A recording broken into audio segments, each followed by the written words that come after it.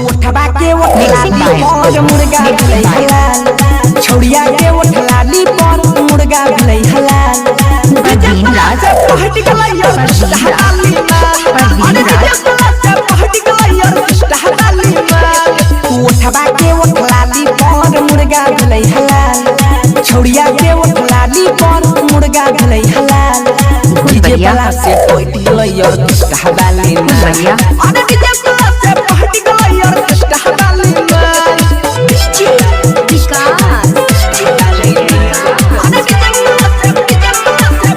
आप सुन रहे हैं डीजे प्रवीण रिमिक्स। यदि आपको कोई भी छौरी करवाना हो तो संपर्क बच के नचैतै डीजे वाला के चाल से मोबाइल नंबर 63 नचैले आइल रहै छौरी बंगाल से बच के नचैतै डीजे वाला के चाल से कोमर हिलाबै रहै बाला पे जोर रे लगाई के ठुमका देलकै चौकी के तोड़ रे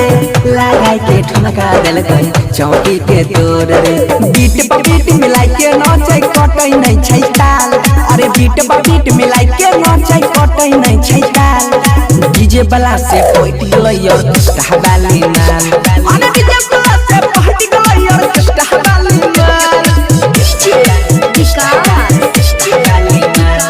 यदि आप लोग को कोई भी सॉन्ग मिक्सिंग करवाना हो तो संपर्क करें प्रवीण जी से। Mobile number 63 838 53 340। Mixing by Parveen राज।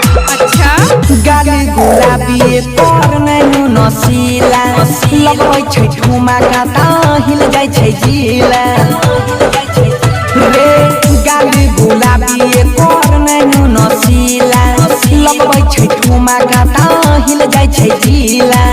बाजै छै गाना चमकै ले जरा लाइट चढ़ल जवानी पर बॉडी छै टाइट देखि के बुढ़ावा कहबै सुसाल बनसी धर गौरव के बिगाड़ देलकै हाल अजया नीरजबो के बिगाड़ देलकै हाल डीजे वाला से पहट गलैया हवाली माल डीजे प्रवीण रिमिक्स। उठवा के उठलाली पर मुर्गा भलै हलाल छौड़िया के उठलाली पर मुर्गा भलै हलाल डीजे वाला से पहट गलैया हवाली माल अरे डीजे वाला से पहट गलैया हवाली माल आप सुन रहे हैं डीजे प्रवीण रिमिक्स।